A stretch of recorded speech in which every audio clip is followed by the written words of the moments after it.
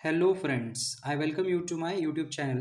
आजच्या या व्हिडिओमध्ये आपण इयत्ता 10वीचा आज भूगोल विषयाचा पेपर झालेला आहे. तर आजच्या या व्हिडिओमध्ये आपण भूगोल विषयाचा पेपर 10वीचा अभ्यासणार आहोत. चला तर मग व्हिडिओला सुरुवात करूयात. या ठिकाणी बघा, प्रश्न पहिला, अचूक पर्याय निवडून विधाने पूर्ण लिहा. फर्स्ट आहे बघा, पॅन्टानल या दलदलीच्या प्रदेशात महाकाय ॲनाकोंडा आढळतात. सेकंड, लोकसंख्येच्या वितरणावर प्राकृतिक रचना हा घटक परिणाम करतो. थर्ड बघा, ब्राझीलमध्ये सर्वत्र सामान्यपणे रस्ते वाहतूक आढळते. चौथं बघा, क्षेत्रभेटी दरम्यान माहितीच्या संकलनासाठी प्रश्नावली या साहित्याची आवश्यकता असते. प्रश्न दुसरा बघा, वेगळा घटक ओळखा. याच्यामध्ये फर्स्ट बघा, ब्राझीलच्या किनारपट्टीवरील राज्ये. तर आन्सर आहे बघा 4 नंबरचा आन्सर असेल आक्रे, हा वेगळा घटक असेल. त्याच्यानंतर बघा 2 नंबर, भारतातील अतिजास्त पर्जन्याचा प्रदेश. त्याच्यामध्ये आन्सर असेल बघा पश्चिम राजस्थान, कारण हा वेगळा घटक आहे. त्यानंतर बघा थर्ड बघा, ॲमेझॉन नदीच्या उपनद्या. आन्सर असेल पॅराना नदी, हा वेगळा घटक आहे बघा. चौथं बघा, भारताच्या द्वीपकल्पीय प्रदेशात आढळणारे प्राणी. तर याक हा वेगळा घटक आहे, त्याच्यामुळं आन्सर असेल याक. त्यानंतर पहा थोडक्यात प्रश्न क्रमांक तिसरा बघा, थोडक्यात टिपा लिहा. कोणतेही दोन. याच्यामध्ये बघा फर्स्ट आहे परतीचा मान्सून, सेकंड आहे भारतातील पानझडी वने, आणि थर्ड आहे बघा ब्राझीलची ऐतिहासिक पार्श्वभूमी. तर या ठिकाणी बघा मी आन्सर लिहिलेला आहे भारतातील पानझडी वने. फर्स्ट बघा 1000 मिलीमीटर ते 2000 मिलीमीटर पर्जन्याच्या प्रदेशात पानझडी वने आढळतात. सेकंड बघा, भारताच्या बहुतांश भागात पर्जन्याचे प्रमाण 1000 मिलीमीटर ते 2000 मिलीमीटर आहे. उन्हाळ्यात बाष्पीभवनाने पाणी कमी होऊ नये म्हणून भारताच्या बहुतांश भागात कोरड्या ऋतूत उन्हाळ्यात वनस्पतींची पाने गळून पडतात. परिणामी भारतात पानझडी वने आढळतात. भारतात साग, बांबू, वड, पिंपळ इत्यादी पानझडी वने आढळतात. बघा टिपा लिहामध्ये 3 नंबरला आहे ब्राझीलची ऐतिहासिक पार्श्वभूमी. याचा आन्सर पहा. ब्राझील देशात सुमारे 3 शतकांपेक्षा अधिक काळ पोर्तुगीजांची राजवट होती.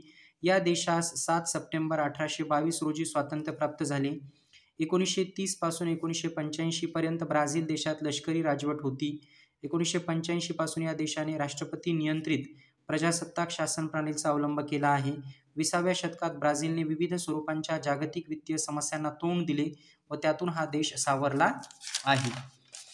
जगाच्या आर्थिक विकासाला हातभार लावणारा देश व भविष्यातील एक प्रमुख बाजारपेठ या दृष्टीने सध्या ब्राझील देशाकडे पाहिले जाते.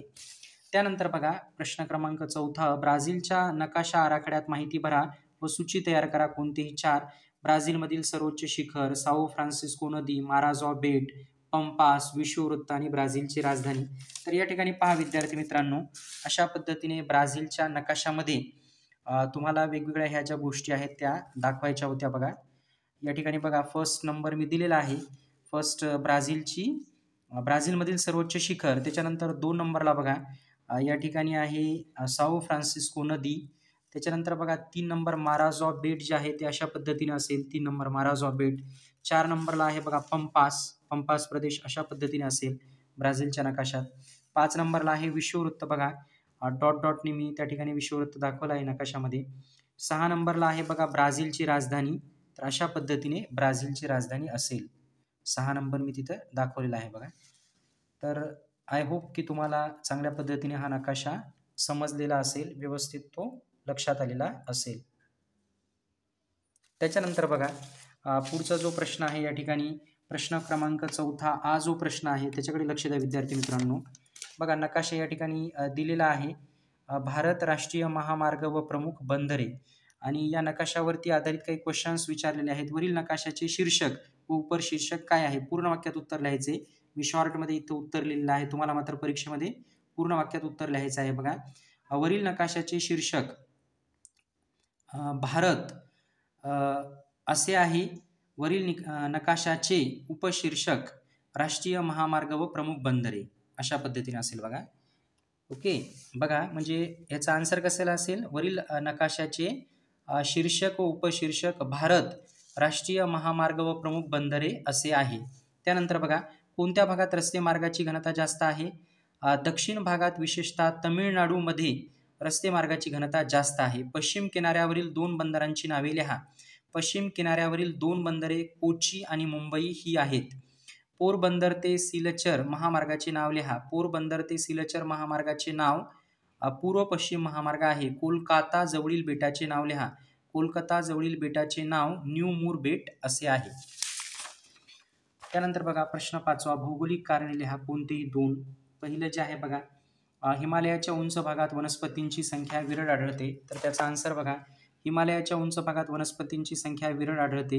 हिमालयाच्या उंच भागात तापमान अतिशय कमी असते. काही ठिकाणी तापमान 0°C पेक्षाही कमी आढळते. हिमालयात उंच भागात सर्वत्र बर्फाचे थर आढळतात. अतिथंड हवामान व बर्फाचे थर यामुळे हिमालयात वनस्पतींची मोठ्या प्रमाणात वाढ होत नाही.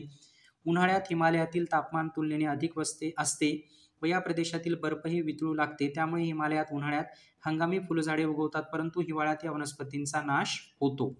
असं ते आन्सर आहे बघा. त्याच्यानंतरचा प्रश्न बघा, ब्राझीलमध्ये उष्णकटिबंधीय वादळे कमी प्रमाणात होतात. बघा त्याचा आन्सर या ठिकाणी की ब्राझीलमध्ये उष्णकटिबंधीय वादळे कमी प्रमाणात होतात. ब्राझीलच्या किनारी भागात विषुववृत्ताजवळ सर्वसाधारणपणे तापमानात फारसा फरक पडत नाही.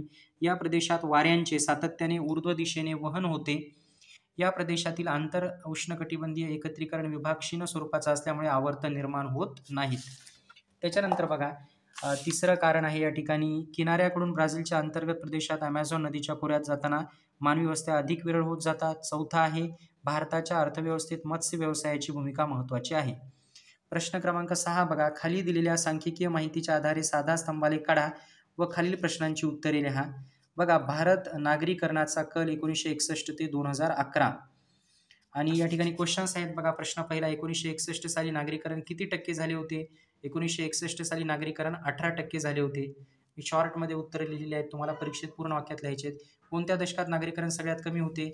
1961 ते 1971 या दशकात नागरीकरण सगळ्यात कमी होते. 1991 साली नागरीकरण किती टक्के झाले होते? 1991 साली नागरीकरण 25.7% झाले होते. बघा, ऑर आहे किंवा खालील आलेखाचे वाचन करून खालील प्रश्नांची उत्तरे लिहा. भारत आणि ब्राझील राष्ट्रीय उत्पादनातील योगदान व गुंतलेली लोकसंख्या.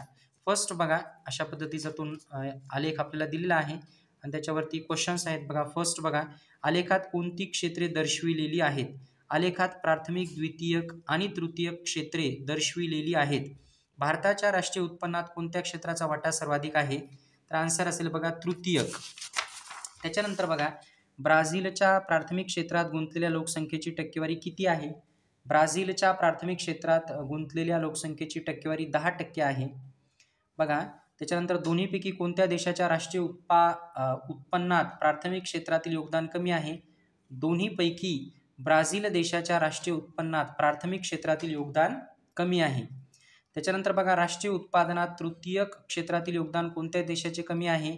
राष्ट्रीय उत्पादनात तृतीयक क्षेत्रातील योगदान भारत देशाचे कमी आहे. त्याच्यानंतर बघा, ब्राझीलची 19% लोकसंख्या कोणत्या क्षेत्रात गुंतलेली आहे? ब्राझीलची 19% लोकसंख्या द्वितीयक क्षेत्रात गुंतलेली आहे. प्रश्न क्रमांक 7 बघा, खालील प्रश्नांची सविस्तर उत्तरे लिहा. उत्तरे सविस्तर लिहायची आहेत, कोणतेही 2 बघा. फर्स्ट आहे, कारखान्यास भेट देण्यासाठी प्रश्नावली तयार करा. तर याचा आन्सर पहा. कारखान्यास भेट देण्यासाठी प्रश्नावली. फर्स्ट, या कारखान्याची स्थापना कोणत्या वर्षी झाली? सेकंड, कारखान्यात कोणत्या वस्तूचे उत्पादन होते? थर्ड, कारखान्यात एकूण किती कामगार काम करतात? फोर्थ, कारखान्यातील वस्तूंच्या उत्पादनासाठी कोणत्या कच्च्या मालाची आवश्यकता असते? फिफ्थ, कारखान्यातील वस्तूंच्या उत्पादनासाठी लागणारा कच्चा माल कोणत्या ठिकाणाहून आणला जातो? 6वं बघा, कारखान्यात उत्पादित झालेला पक्का माल कोणत्या ठिकाणी विक्रीस पाठवला जातो? 7वं बघा, कारखान्यातील कामगारांच्या सुरक्षिततेसाठी कोणती खबरदारी घेतली जाते? आणि 8 नंबर बघा, पर्यावरणास हानी होऊ नये यासाठी काय खबरदारी घेतली जाते? त्यानंतर बघा, सेकंड क्वेश्चन, ब्राझीलच्या किनारी प्रदेशाची माहिती लिहा. तर ब्राझीलच्या किनारी प्रदेशाची माहिती बघा. फर्स्ट, ब्राझीलला सुमारे 7400 किलोमीटर लांबीची किनारपट्टी लाभली आहे. या किनारपट्टीचे उत्तर किनारपट्टी व पूर्व किनारपट्टी असे 2 विभाग केले जातात. सेकंड बघा, उत्तरेकडील आमापापासून पूर्वेकडील रिओ ग्रांडो दो नॉर्ते पर्यंतचा किनारा ब्राझीलचा उत्तर अटलांटिकचा किनारा म्हणून ओळखला जातो. तेथून पुढे दक्षिण दिशेने पसरलेला किनारा ब्राझीलचा पूर्व किनारा आहे. थर्ड बघा, ब्राझीलच्या उत्तर किनाऱ्यावर ॲमेझॉन व तिच्या अनेक उपनद्या येऊन मिळतात. त्यामुळे हा किनारा सखल बनला आहे. या किनाऱ्यावर माराझॉ बेट, माराझॉ व साओ मार्कोस उपसागर आहेत.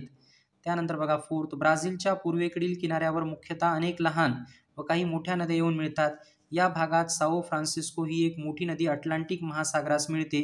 या किनाऱ्यावर ठिकठिकाणी लांबवर पसरलेल्या पुळणी व तटीय वालुकागिरी आहेत. या किनाऱ्याचे काही ठिकाणी प्रवाळ कट्टे आणि प्रवाळ बेटे यांमुळे रक्षण होते. त्यानंतर बघा तिसरा प्रश्न, भारतातील लोकसंख्या वितरणावर परिणाम करणारे घटक स्पष्ट करा. तर अशा पद्धतीने बघा हा बोर्डाचा इयत्ता 10वीचा पेपर आपण आजच्या या व्हिडिओमध्ये पाहिलेला आहे. अशाच प्रकारचे नवनवीन शैक्षणिक व्हिडिओज पाहण्यासाठी तुम्ही माझ्या YouTube चॅनल जर्नी ऑफ इंग्लिशला आजच सबस्क्राईब करा. थँक्यू.